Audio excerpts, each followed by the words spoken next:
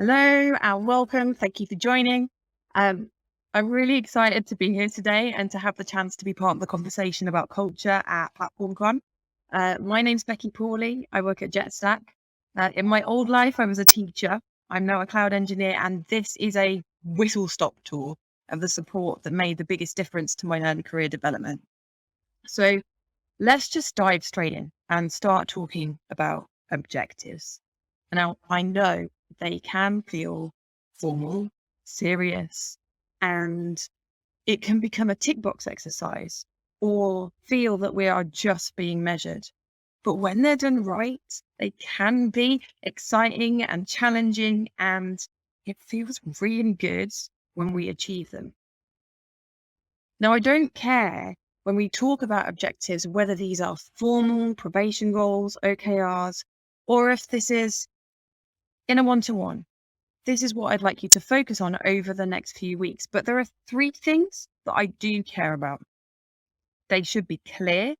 Let's make sure that we understand them. Collaborative. So let's agree and discuss them together. And they should be just the right level of challenge, but we'll come back to that in a few moments.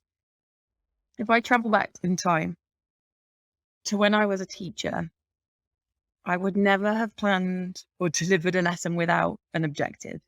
Why? Well, without one, where do we focus our attention? How do we know how to measure our success? We don't, because it's objectives that let us know where we're going. Next step is how we actually get there, and that is where scaffolding comes in. Now, scaffolding in educational terms can be simplified to this. These are the things that I know already, and I can apply these to a problem independently. I can just get on with this. And over there, that work can seem tempting, but actually I'm not ready for that yet. The interesting bit is here, this bit in the middle, because this is where the best development happens. Now, it's challenging. So if I spend too much time here, I'm going to burn out pretty quickly. Not enough time here, I'll get bored. So there's quite a delicate balance, and to help make the right judgment about that balance and to make the most of these development opportunities, I need the support and the guidance of someone who knows more than me.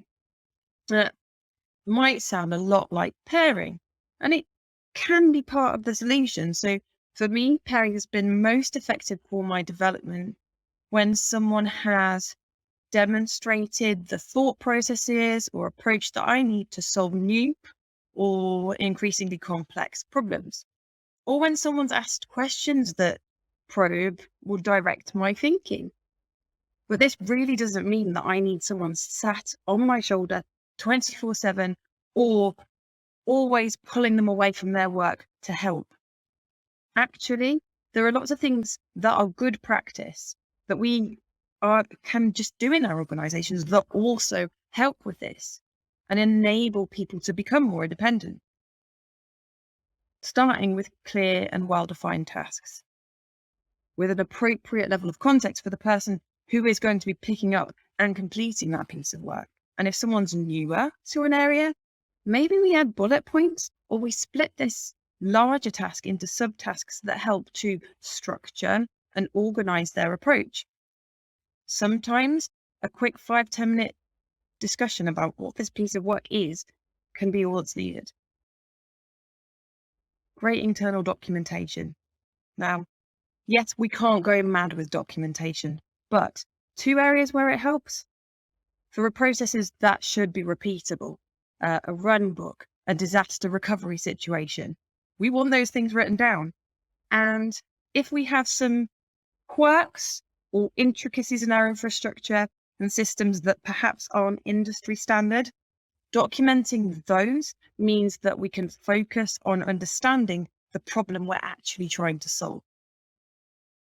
It's great if we have examples of what good looks like, whether that's code or a technical proposal, because we can imitate and aim for that standard.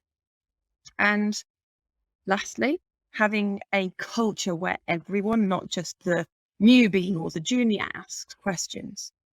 because that creates much more psychological safety. But also, I'm less likely to need to ask that question because someone else asked it in Slack 3 months ago, and I can just find out the conversation that happened. So objectives let us know where we're going. Scaffolding and guidance help us along the way. But how do I know how I'm doing? Well, I need some feedback. Now, I've heard, maybe you have too, things like, you're doing great. Be more confident. But what do I do with that information? And how does it help me to improve? Well, it doesn't.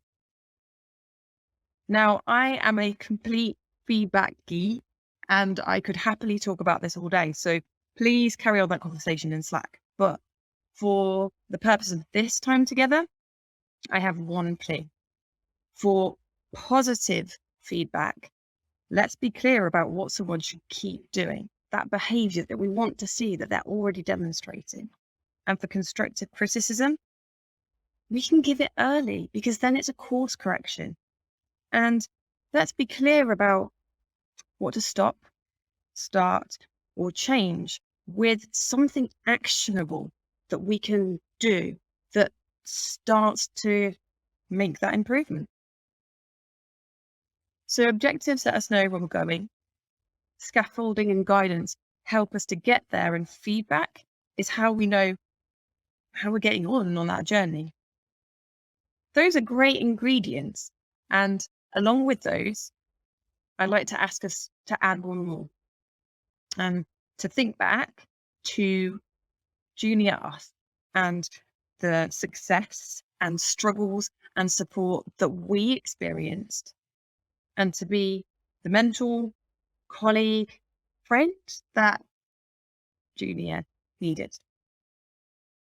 Thank you for listening. I'd love to keep this conversation going, so I'll be around all day today in Slack. If you have any questions, comments, feedback, please share it. And if you'd like to connect, Twitter, LinkedIn, then my social media details are here. I hope you enjoy the rest of the conference.